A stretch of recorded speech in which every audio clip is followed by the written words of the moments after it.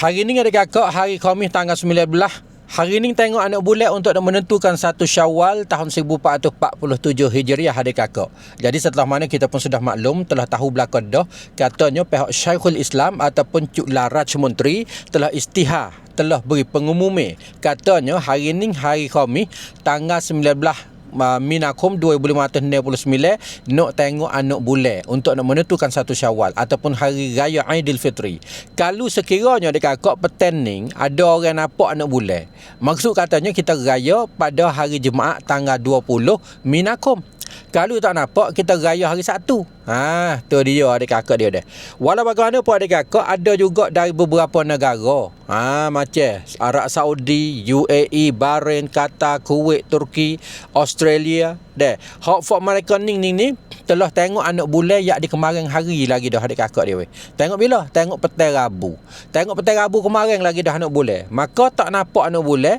Lalu tu beberapa negara yang bersebut royak saat ni, mereka telah tentukan hari raya Aidilfitri bagi mereka jatuh kepada hari Jumaat tanggal 20 bulan Minakum 2569 adik-kakak dia ada. Jadi maksud lagu ni lah, hak mau kita sini kalau kita nampak anak bulan kita raya esok, kalau tak nampak raya hari Sabtu.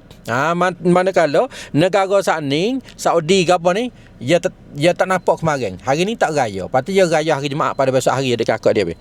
Manakala adik-kakak kemarin ni katanya ada juga tu beberapa negara hak tengok anak bulan kemarin lepas tu nampak.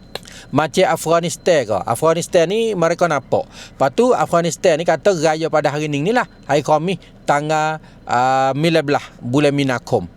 Tu dia. Lepas tu ada jugalah beberapa negara macam kalau tak silap amo Mali, Niger gitu kau adik-kakak. Hak ni tak pasti jugalah. Cumanya hak Afghanistan tu telah nampak adik-kakak dia deh. Jadi adik-kakak negara di ASEAN kita ni macam Malaysia ke, Singapura ke, Indonesia ke.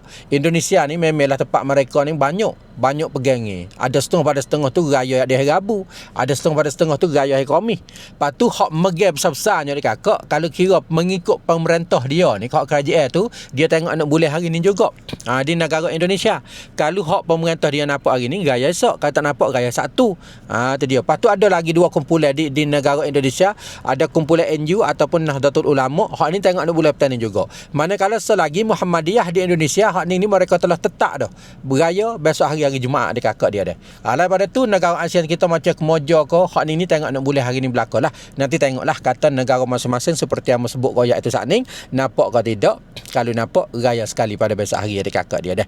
Inilah maklumat sikit sebanyak, insya-Allah adik kakak boleh ikuti siaran langsung berkenaan dengan tengok anak bulan pada petang ini bersama di dalam channel Radio Official. Setiap kali nak beli furniture ataupun alat-alat Prabu, ingatlah di kedai Yaklah Furniture. Di sini ada jual belaka dengan cukup lengkap, sama ada khisi, sofa, meja dan luk, almari, tikar, meja makan nasi, lemek, katil dan lain-lain lagi. Boleh kita pergi pilih beli di kedai Yaklah Furniture. Terletak dekat dengan Sunju Wacun Tesaban Nakhon Jala. Harga berpatut layannya baik, hatta sampai tepat. Setiap kali nak beli alat-alat furniture, ingatlah di kedai Yaklah Furniture.